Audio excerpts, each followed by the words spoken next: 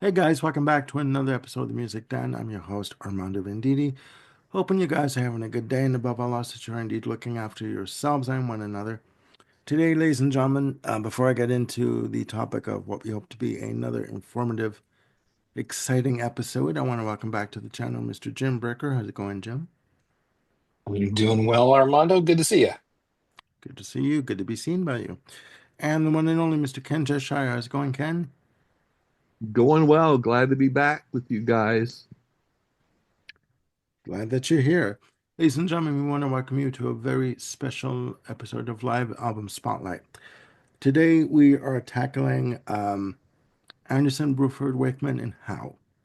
Uh, Thank you. Ken comes up with the props just on cue. An evening of ES Music Plus. This was a CD that was released originally in 1993. It was a concert that was recorded in 1989. And we are going to be discussing it. I'm going to get my notes up here. Now, again, it's titled An Evening of Yes Music Plus. It was released on October the 12th, 1993, produced by Anderson Bruford Wakeman and Howe for the Fragile label. The venue that it was recorded at was the Shoreline Amphitheater in Mountain View, California. Uh, it was released in the US as a pay-per-view special.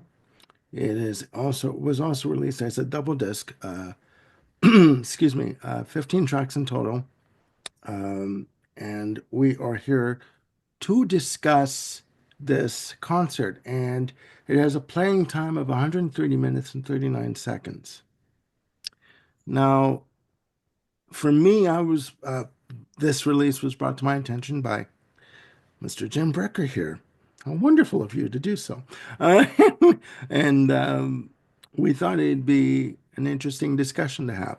So, without further ado, I pass the mic over to Jim and give us his history with this album because to me, this is brand new. So, I will Well, acquiesce to I Jim. just don't have history with this album. I was there the night they recorded this. There you Um, go. Of so course you were. this was September 9th, 1989 was the show. Yeah. Um, and this was their 31st date of their tour. They did 7 shows in California. Um, this was the penultimate show in the U.S. They went to Sacramento the night after this, but yeah, this was a pay-per-view event. And one of the guys I went with, when we heard about this show, me and a couple of buddies were like, "Oh my God, we've got to go see this!" And we immediately snatched up tickets the day they were available. My buddy also paid for the pay-per-view and set his VCR to record it while we were, at the show. So he had all kinds of wonderful records about this. Yeah, this was before just getting into the tracks. The one when we had heard about the band coming around, obvious Chris Squire wasn't with the band, and me and my buddies were saying, "Oh, geez," it's like, well, who in the heck could sit in for Squire?" And it's like, well, Tony Levin, clearly. I mean, if they had gotten the most amazing band possible, Tony Levin would be in the bass chair. Sadly, on this recording, Tony Levin was not on bass. It was Jeff Berlin, who is certainly not bad. But at the end of the evening, as they were like scrolling credits through the onstage or the offstage screens that were there was a thing that said "Get well, Tony Levin," and I'm like, dang it, that means Tony Levin was supposed to be doing this show but couldn't because he was sick. And then He had in hepatitis. talking about, oh, okay, well there we go, yeah, future shows that I was able to kind of see online do show. Levin, and there's even a duet point in the second set of the show where Bruford and Levin would kind of do their thing together. And it's a shame that, I couldn't see that duet, but, Tony is more than happy and healthy these days, so Yes. that's the Yeah. important thing here. No, So yeah, Ken. Ken. Jim, since you were there in person, Yes. you haven't addressed the most important question we all want to know. No, I did not give John Anderson a high five. No, no, no. What were you wearing? Clothes? Any particular kind of clothes? Not that I remember back to 1989. Why, Ken, do you ask? Were they Was bell I supposed to bottoms? wear a cape in honor of Rick Wakeman or what? Spike your hair up, maybe? Yeah. No, did not do that. Was the part in your Okay. hair on a different side or what? I mean, it's just I'm just wondering. Nope. There you Couldn't go. tell Okay. you. All I right. do have All a right. few other colorful things to Just to put in interject, about being there. yeah, Yeah. just to interject something really quickly. Yes, the bass player on record was supposed to be Tony Levin. However, from my information that I have, Tony Levin had come down with hepatitis, so he had to bow out, Right. and they got Jeff Berlin to come in, and Jeff Berlin is no slouch, and Nope. in terms of being a session player and jazz fusion bassist. So yeah, they got top notch, no, Yep. And top that notch was Bill's replacement. call to get Jeff Berlin as a replacement. So Yeah, yeah. So, but do carry on, my dear boy. Go ahead. it's about as far as I was going to go with sort of introductory color remarks. Okay. Okay. Now, just a quick note from just my observation. What I liked about this show was that each member of the core band, Anderson, Bruford, Wakeman, and Howe, had their own sort of intro to the show. Um, Started off with John Anderson coming out amongst the crowds and giving high fives and doing his little solo intro. With Disc one starts off with the Young People's Guide to the Orchestra, and then with which is like a minute 44 seconds. And then John Anderson comes out with his solo, and his solo consists of Time and a Word, Owner of a Lonely Heart, uh, I believe it's Tique Bois, and uh, Time and a Word reprise. Mhm. And then Steve Howe comes out with his solo, which consists of Clap and Mood for a Day.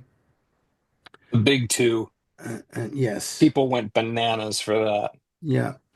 Uh, and then Rick Wakeman comes out for his solo, and that consists of Gone But Not Forgotten. Sorry, Catherine, boy, and Merlin the Magician.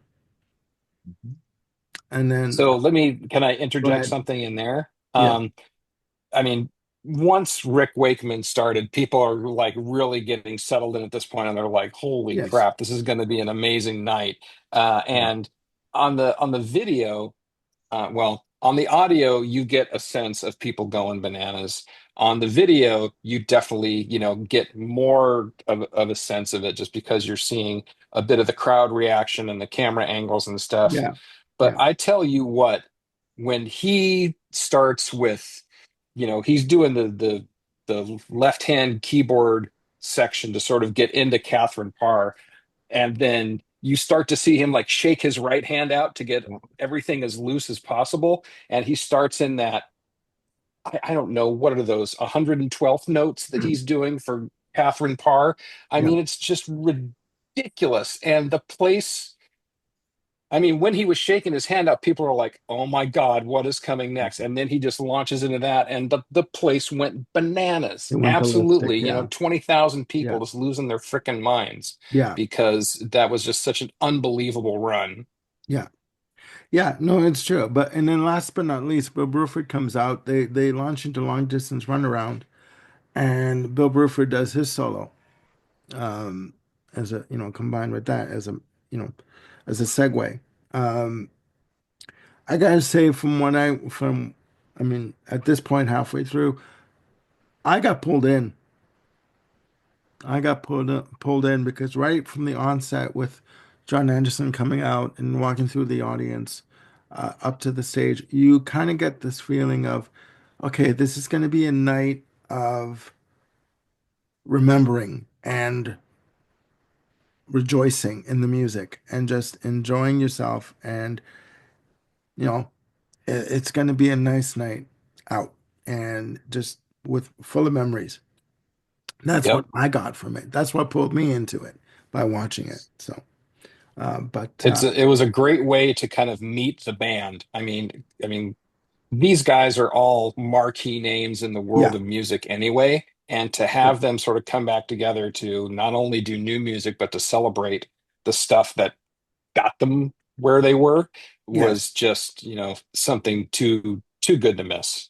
exactly, exactly. Now, the next track after Long Distance Run Around and Bill Bruford solo is Birthright. Now, I'm not familiar with that track, guys. Was that a That new is track at the time that's from the Yeah, it's from recent the album? ABWH album. Yeah. Okay, all right.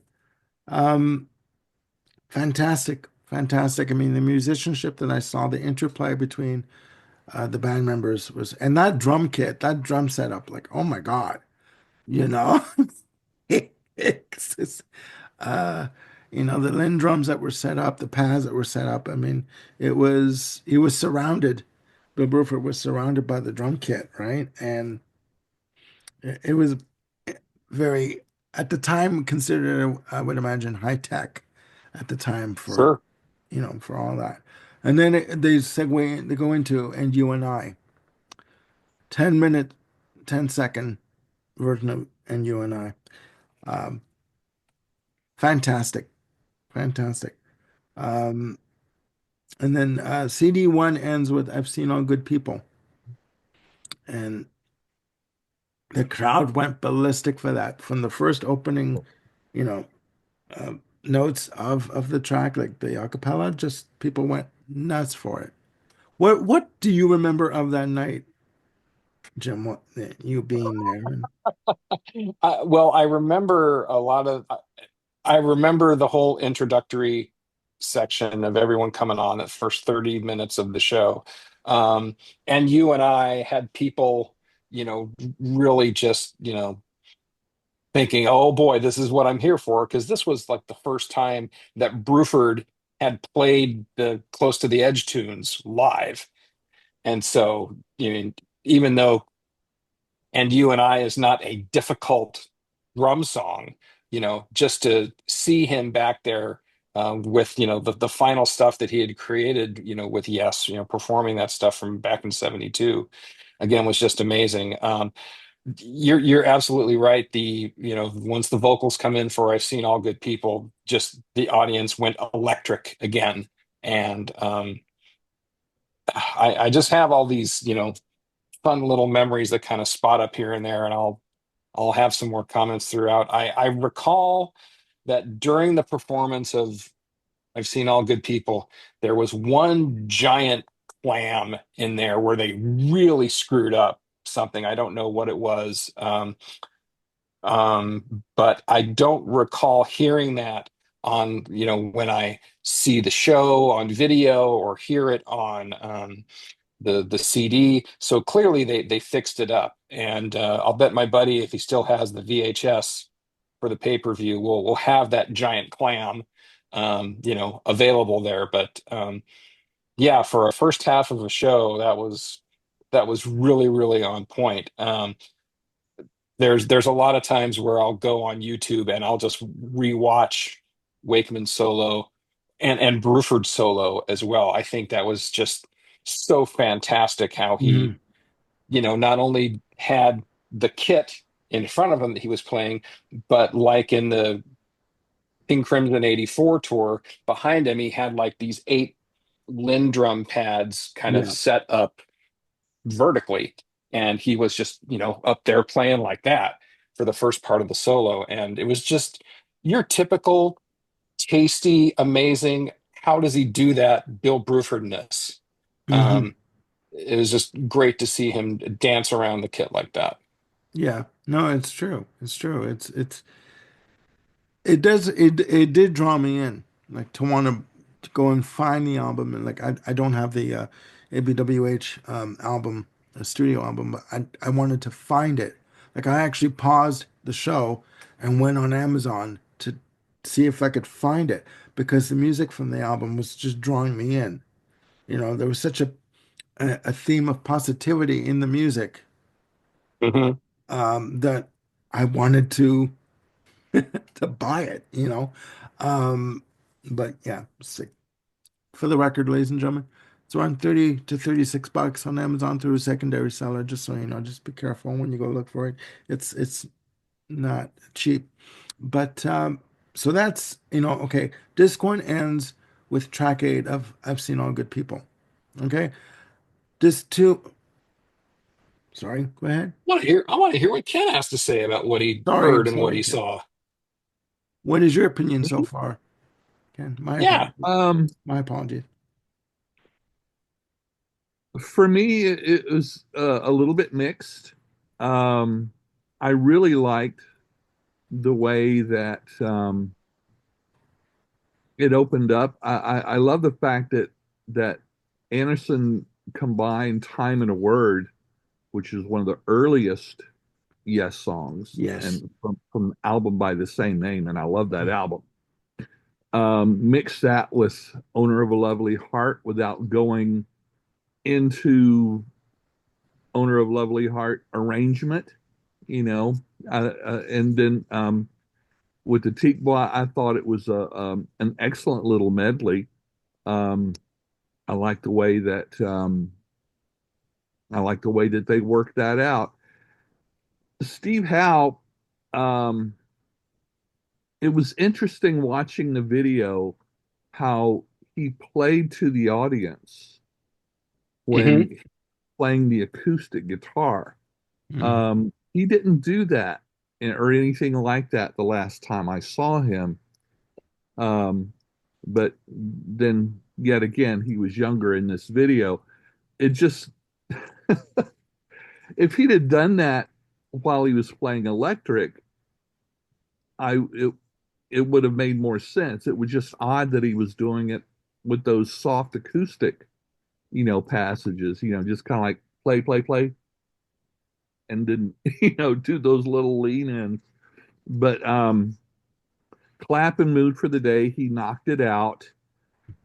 But I've just heard those so many times that I kind of wanted to say, all right, show me something new. Um, and then of course, Wakeman came on, and I love on the video, like you said, Jim, you got to see what his fingers were actually doing. I've always been a huge Wakeman fan. Um, I'm more of as I've mentioned in many other videos, I'm more of a keyboard um, admirer than a drum admirer. So I thought to be able to see that, like you said, he'd shake out that hand and just go to town. I was amazed playing keyboards myself that the keyboards he has, you can only play as fast as the keys will rebound from being pressed. Right. And I Yeah. was just amazed that the keyboards were that um, uh, Loose. mechanically tuned that they would Okay. bounce back fast enough, Yeah. for Great you action.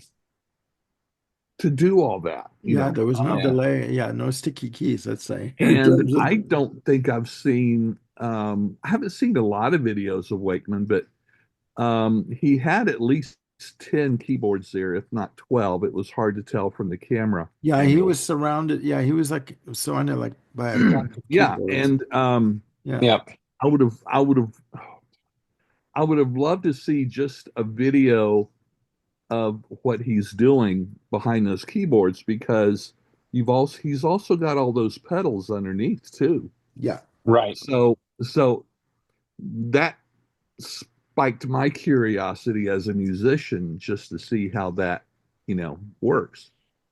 and I say spiked, having ironically to do with his hair, but that's another issue. Um, and Rick I love the Wakeman, way that he 1980s incorporated fashion all plate. three of those melodies into a medley. Um, yeah, and then going from that right into long distance run around.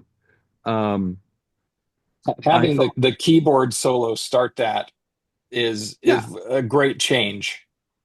sure. Oh yeah. And he's so good at doing things like that, connecting songs together with whatever he's playing. Hmm. I thought Bruford's playing was very impressive. I've watched a clip of this on YouTube several times, and to me, it's not quite as impressive as what drummers do, um, what they play during a song. Drum Sure. solos are the strength of a drum solo is there are no boundaries. Hmm. You're not doing a song, you can do whatever you want to do. But to me, also the weakness is the fact that there are no boundaries. That's why I love watching drummers, like Ginger Baker, um, and drummers like that of what they're doing while the song is going on that really, kind of blows my mind.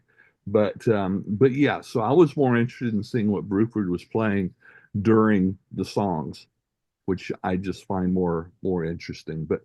I But got one comment about that. Yeah. yeah.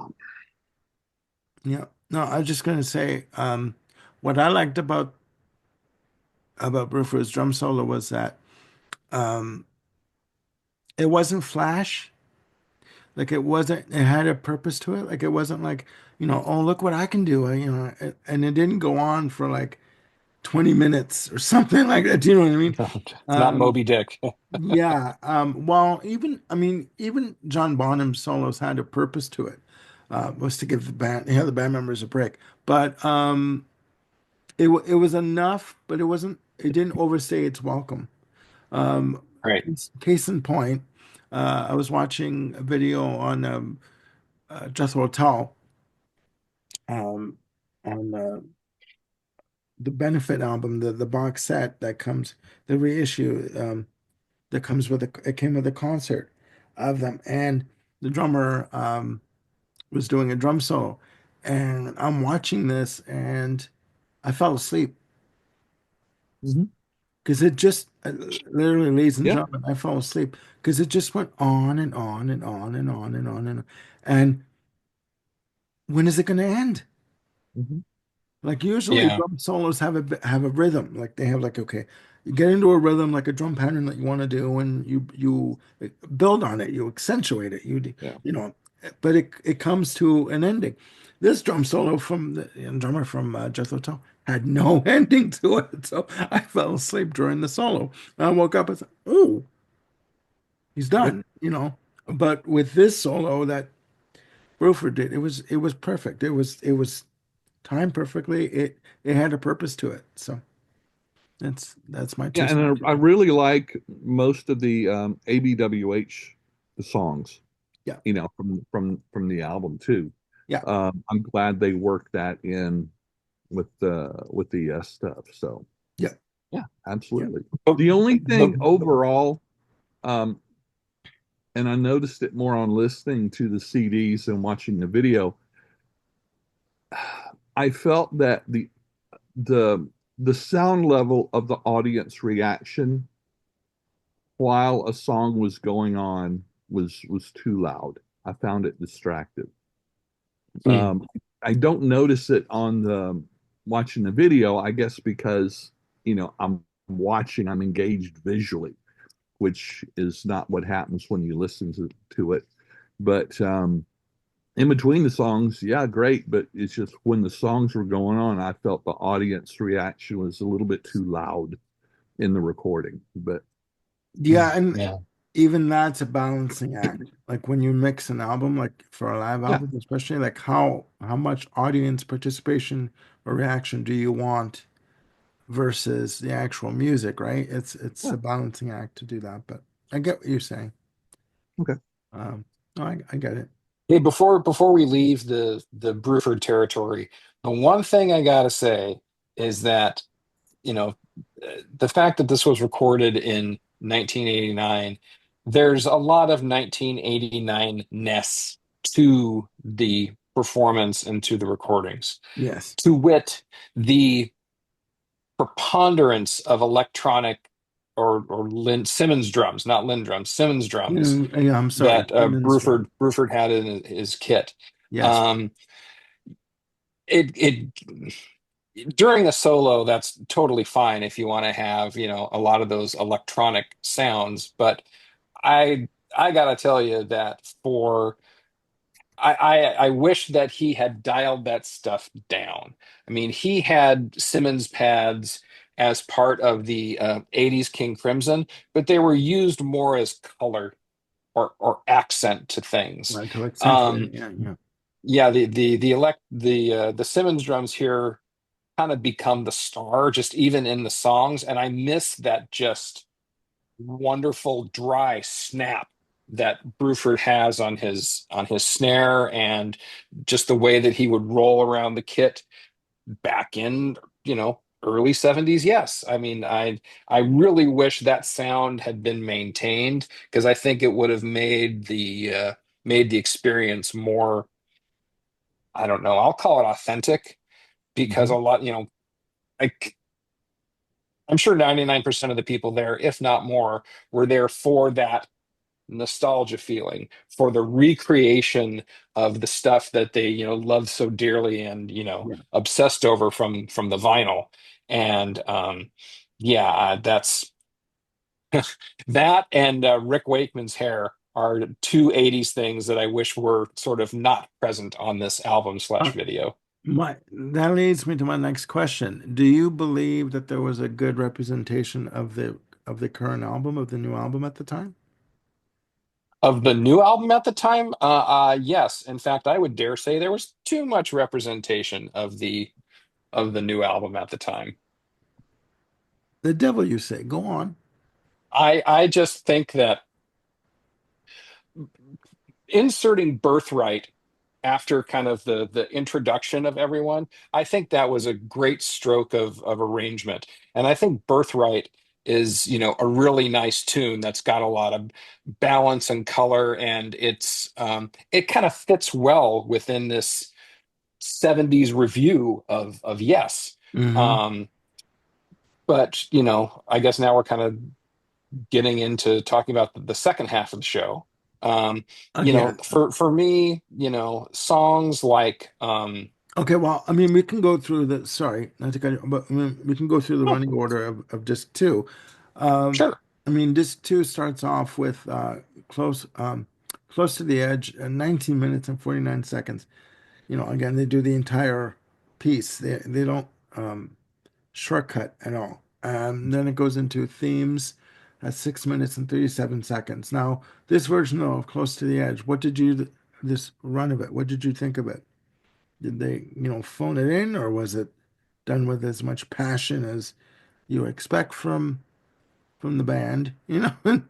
I gotta say, at this point in seeing the show, was not as deeply immersed in the Close to the Edge album Yeah. as I am now. So Okay. I really couldn't, at the time, I wasn't really applying kind of a critical ear in comparison between the performance and what was going on at the time. Hmm. Um, kind of looking back on it now and listening to it with the benefit of hindsight and having many hours of experience with Close to the Edge, it's, they weren't phoning it in, but again, there's just kind of some of these choices that really kind of make me go, "Eh, it's a shame that you had to go there." Bruford's kit and, the preponderance of the Simmons, I talked about that earlier. But one thing that, probably couldn't be avoided is that Wakeman's keyboard sounds could not recreate what was done in 72. Now, of course, he couldn't, run off to some big giant church organ in, Redwood City or something and play that part. but I had expected that the for the keyboard technology at the time, I would have expected a closer approximation to that big freaking church organ sound. Hmm.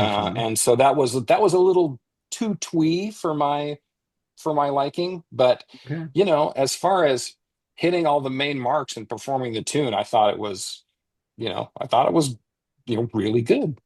Okay. Well, it's also possible that the that could have been a mixing issue too for the video and the audio. Hmm. And Hmm. Armando, in many videos, and this is what comes to mind when we're talking about Bruford's drums. Uh, Armando, you're very keen on mentioning and quite often, um, Go on. uh, no, not that, um, a um, no, Yes. Out with it, man. uh, I got two thoughts that are crashing in my brain right now. Um, I hate when that happens. yeah. Anyway, we'll move on. Yeah, but that could have been on the recording. Just they might have been able to create that large organ sound, but it might have just been difficult. These might have been mixed incorrectly. Maybe. And not being into that album so much at the time, um, you may it may have been that big, and but you just didn't make the connection. Plus, as we get older, our memories get really screwy. Yeah. That's speaking from my experience. Glad you I'm not clarified far that behind you, part. brother. Hmm. No, I get that. I understand that. Um, okay. Well, after Organic. That's the word I was looking for, Armando. Organic. Organic. organic. The Okay. drums. Yeah. Okay. Yeah. Okay. Now I get what you're saying. I get what you're saying. Sorry about that. Yeah. No, it's fine. It's fine. Because I prefer, actual drums to electronic. For instance, um, over the last several weeks, we've talked about in various conversations, Talk, the band, Yeah. and watching videos of them from their first album, where the drummer's using, all electronic because it's more heavy on the synth pop. But then from the second album on, the drummer uses actual, drums, Yeah. acoustic drums. And it was really interesting, to see him go in that direction, because it just made the sound less electronic, which is what their sound was doing at the time. But anyway, yeah. Well, I mean, now that you mentioned that, and then we'll go into the rest of the album. Um, I do like an organic drum sound, like a live drum sound, like Me too. the acoustic drums. But if the composition calls for electronic drums, I have no problem with someone playing a Simmons drum set or drum kit, if that's what it calls for. Well, I agree. But I Right. mean, and then you've got, you know, you go to the, I'm going to go off script slightly here. Then you go to the far end of the extreme, where you have Prince in 1984 on the Purple Rain tour, where the show starts and they kick in the Let's Go Crazy, which is the first track that they, play. And you've got Bobby Z there, who is supposed to be playing the drums, and he's dancing around behind the drum kit. And he occasionally hits the cymbals for a cymbal crash, you know, but he's supposed to be playing the drums. And it's programmed, it's all taped. That's what Yeah. I don't like. That's what I can't Well, yeah. stand. You know what I mean? And everyone's like, okay, let's go. And it's like, okay, you know what? You, you're phoning it in. Yeah. I'm sorry. I can't. As much as I love Prince and I love Prince, Live Yeah. drums is where it's at. Simmons or acoustic. That's it. Okay. Mini tangent done. I'm Yeah, sorry. I'm sorry I Back got to us the on original. that. Yeah. No, no, no. Originally scheduled program is back in session. But no, I mean, so okay, after Close to the Edge, like a 19-minute plus version of Close to the Edge, they segue into themes. And brother of mine, so these are two. I'm not familiar with the track themes. Is this on the latest album? Okay. Yes, both of them. Okay. And brother of mine, which is 11 minutes even. Mhm. Um, what is your listening to this for me for the first time? These are the songs that made me want to go pause the video and go check it out on Amazon to purchase. What are your takes on these tracks overall? And Ken? Yes. Yeah, I agree.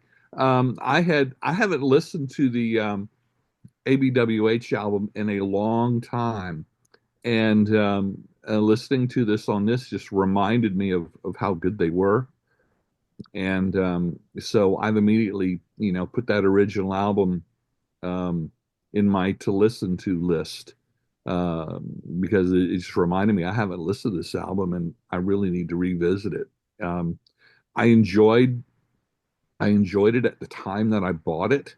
Hmm.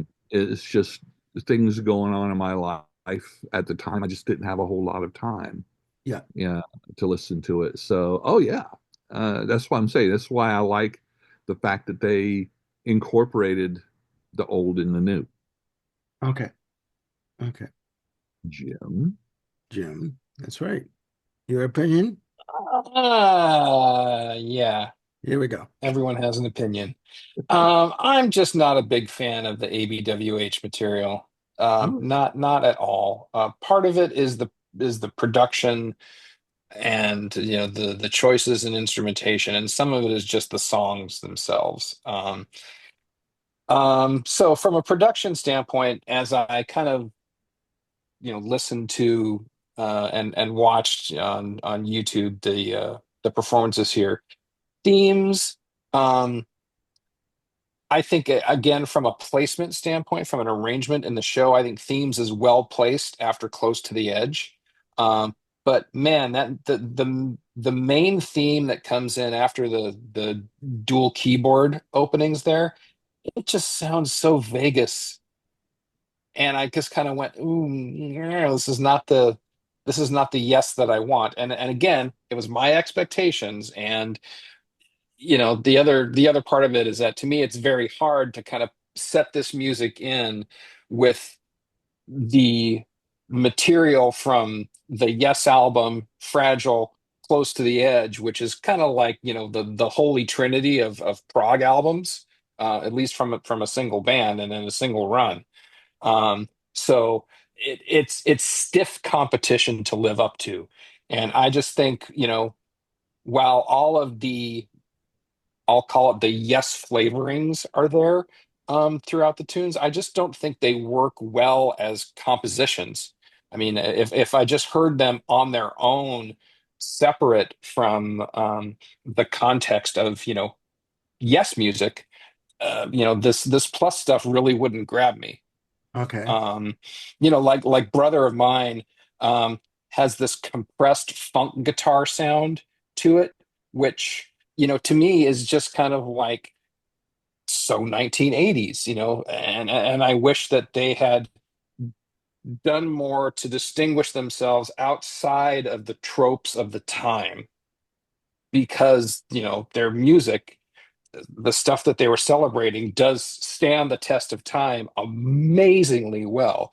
And like I said, to me, that it just kind of underscores how not up to par, Catherine or otherwise, these ABWH tunes are. But again, that's just one guy's opinion.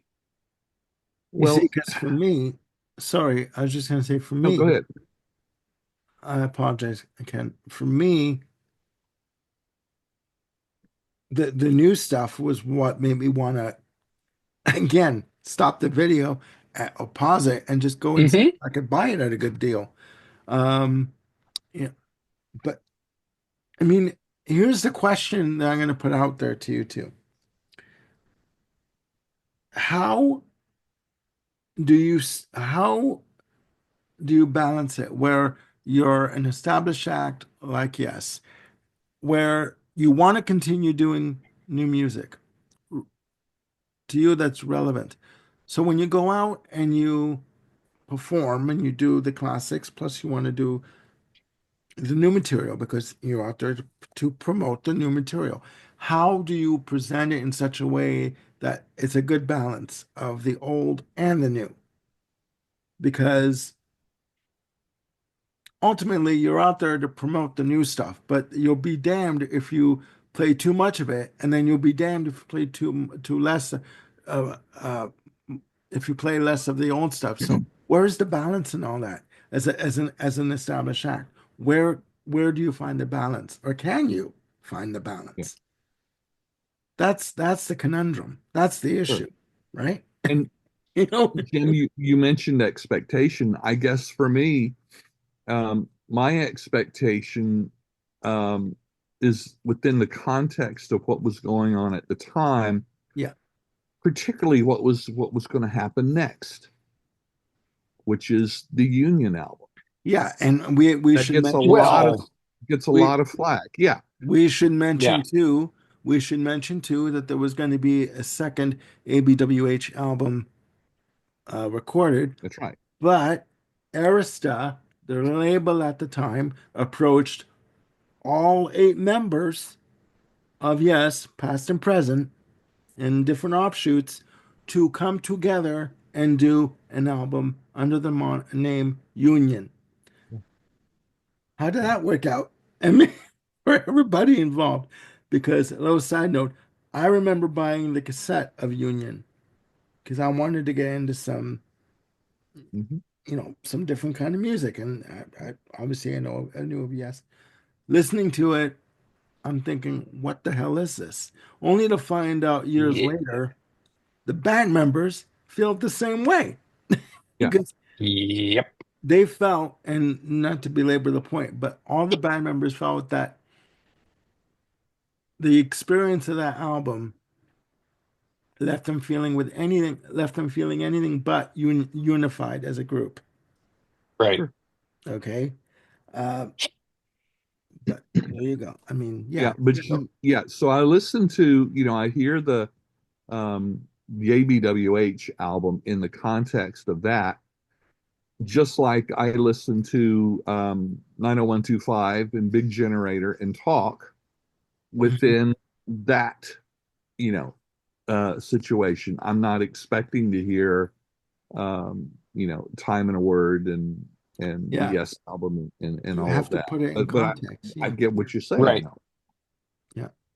Yeah, You get what you're because Union should have been a an EP at best, you know, with such because the album was such mixed results.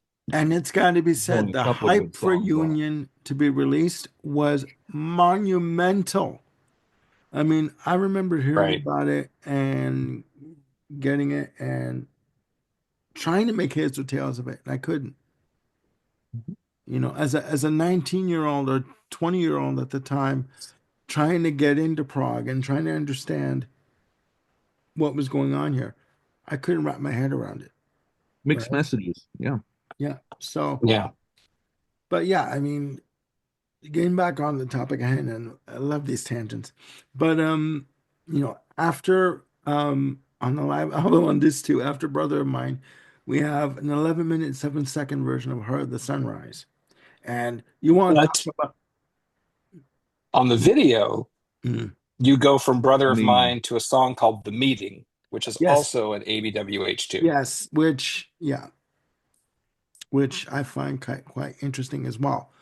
I do too. Um, I kind of like that. I mean, it's nice I to like have it. mostly an Anderson Wakeman kind of duet.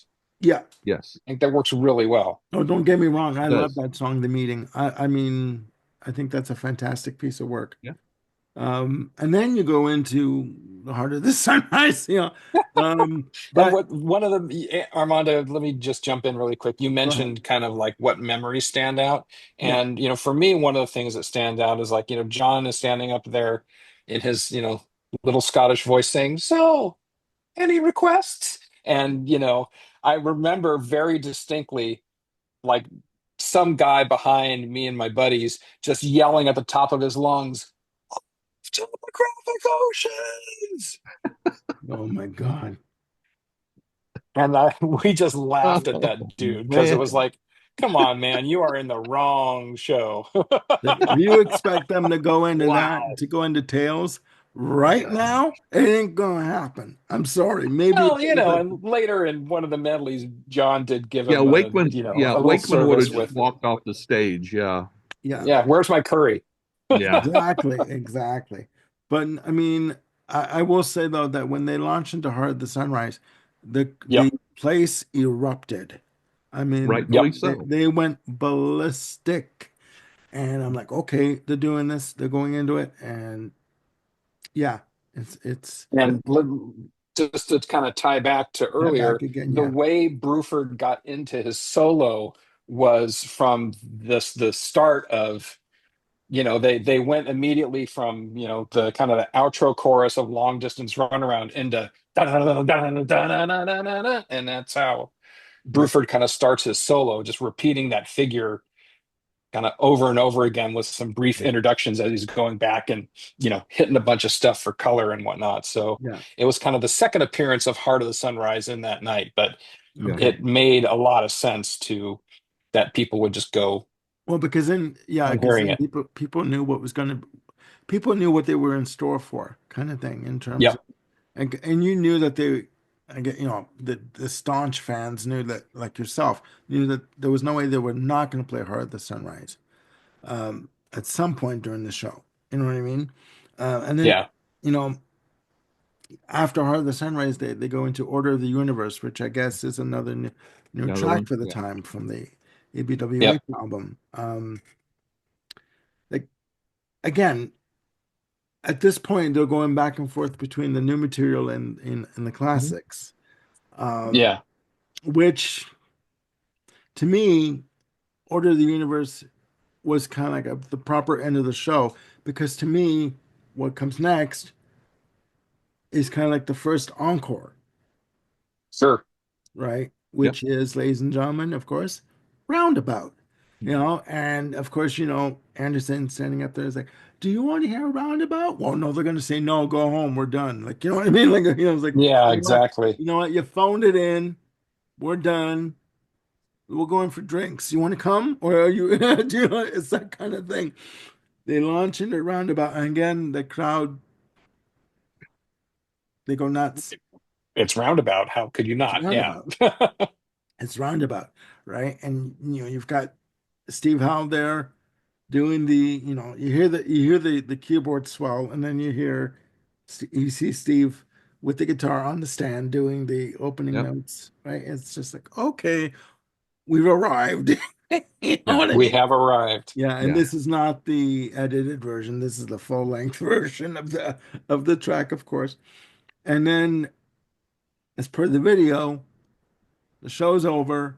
They thank everyone for coming.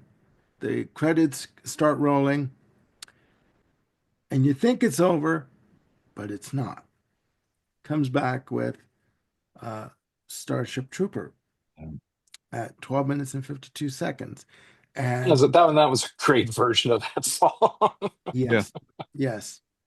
But I gotta mention something here. This is where I noticed on the video a major pixelation that happens between shots from the drum kit showing Burford over to uh, Wakeman, and it's a major pixelation in the video because this is how I viewed. I got used to for the album. Like I listened to the album, I watched the video of it. But yeah, they do a fantastic version of Starship Trooper, and people are just like left gobsmacked. You know what I mean? They're just like, Oh yeah. Yeah. it's almost like It was this it is was what, electric. yeah, this is what I've come to see. This is the meat. of the sandwich kind of thing. This is the essence of why I'm here kind of thing, right? Yeah. Um, Yeah. thoughts, opinions, critiques. Well, I mean, go ahead, Ken. Two things.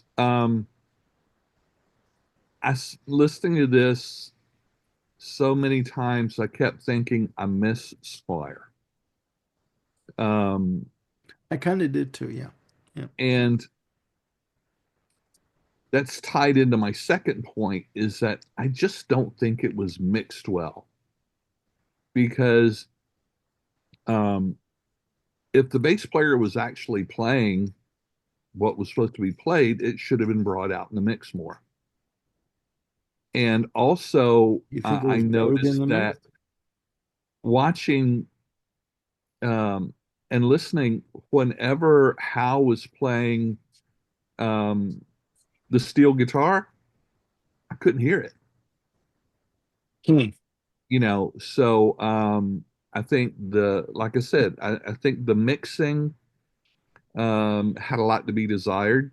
Um, maybe because at the time, we didn't have, stereo televisions and all the audio stuff that we had, and maybe they just didn't think, a real good mix was that important because who could tell it on a TV for in pay-per-view anyway, or on the radio. But Yeah. yeah, so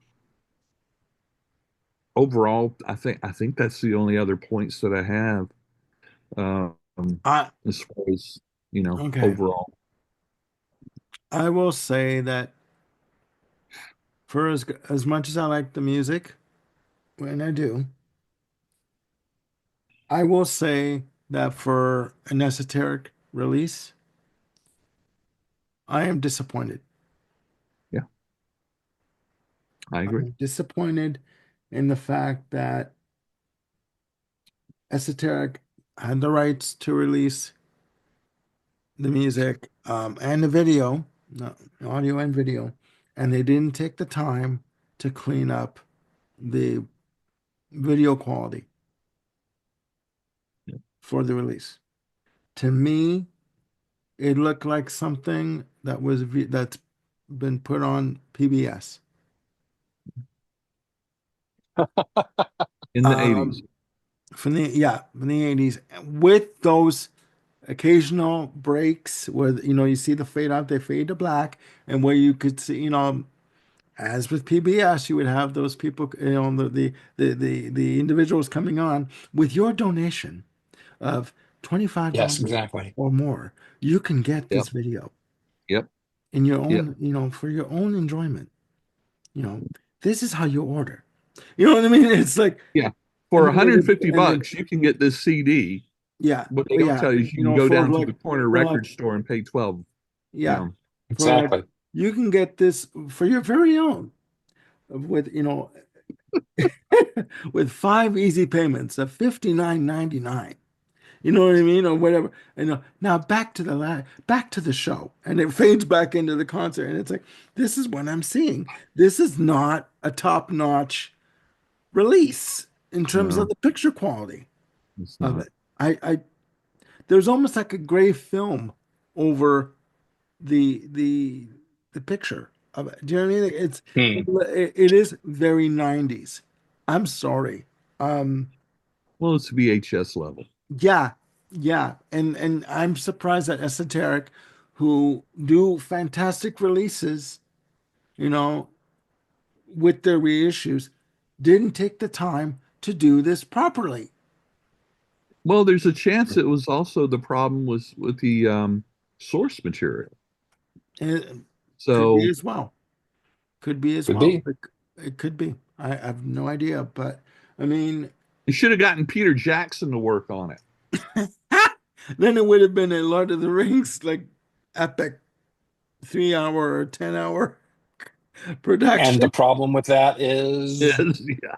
Nothing. If yeah, the I quality Yeah, is fail to see there, your point. nothing. If no, well, he could have nothing's done the wrong with same. that. There is Yeah, no problem with that if the quality is there.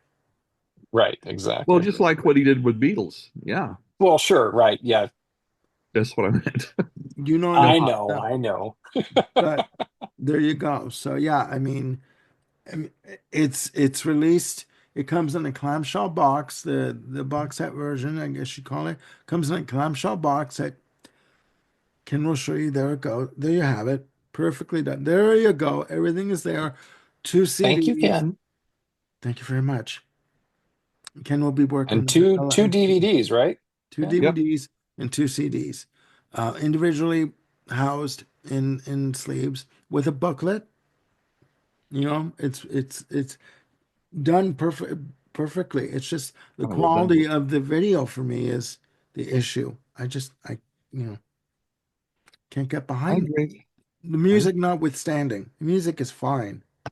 Um, Well, getting back to the music, I did want to make one final point, or maybe two. Um, Jeff Berlin, God bless him, was in a double bind that yes, night.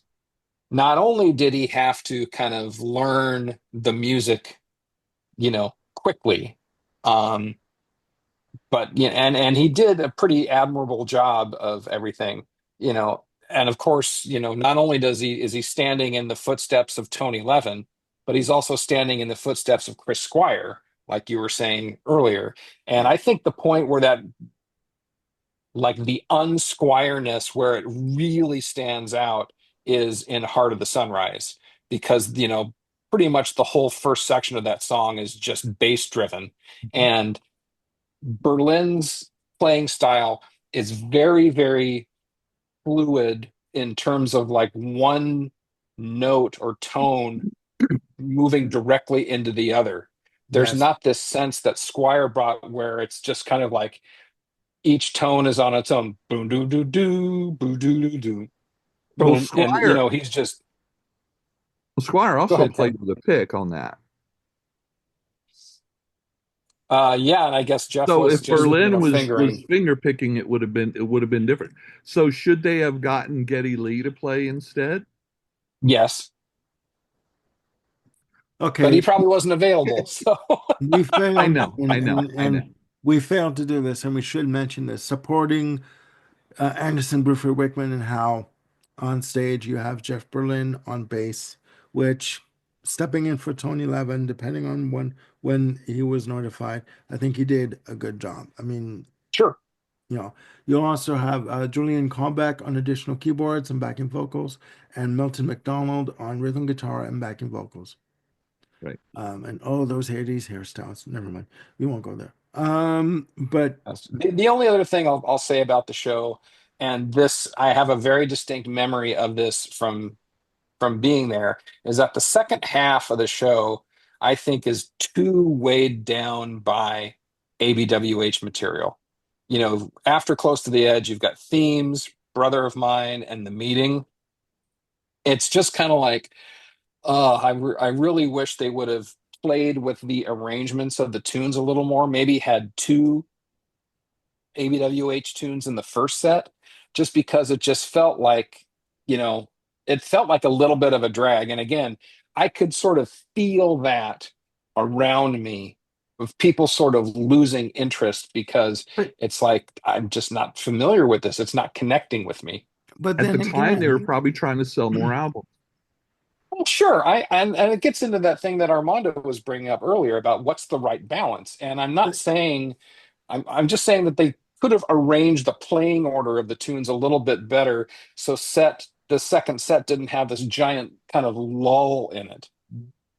I hear you. good enough. That's fine. And again, it does back in the question. Where is the where is the balance? Where can you find the balance? Because again, you're an established act. You're still trying to continue what you're doing musically with new releases. But people, what do you do when people come to a show and they only want to hear what you've done in the past? Well, it's a You know what I no-win mean? situation. Yeah. Yeah. So you're damned if you Yeah. do and you're damned if you don't. When I saw Yes about 15 years ago, um, I remember there being two guys sitting in the row behind us, and they played all the old stuff, and they saved Owner of a Lovely Heart to the end. Throughout all the old stuff, those two sitting behind me were just chatting and blah, blah, blah, blah, blah, blah. And it's like really irritating. Then finally, when they get to Owner a Lovely Heart, then they're up on their feet. That's the only song. It was Yeah. obvious that was the only song that they knew. Yeah. And they just, yeah, it's a no-win situation trying to get a balance. But you know what? To me, I'll tell you something. When I went to see The Who for the first time, I saw them, and very quickly, mini tangent. I saw them in '89 Okay. on Me the too. on the I guess you call it the Tommy reunion tour that they did. Like, I knew I was going to go see them.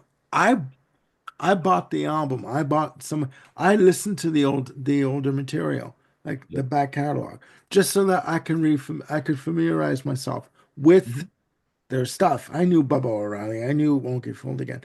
I listened to the old stuff, the catalog, so that Mhm. I would be familiar with Magic the stuff. Bus. I was proactive as a fan going in, so that I knew I wasn't going to be sitting there, I agree.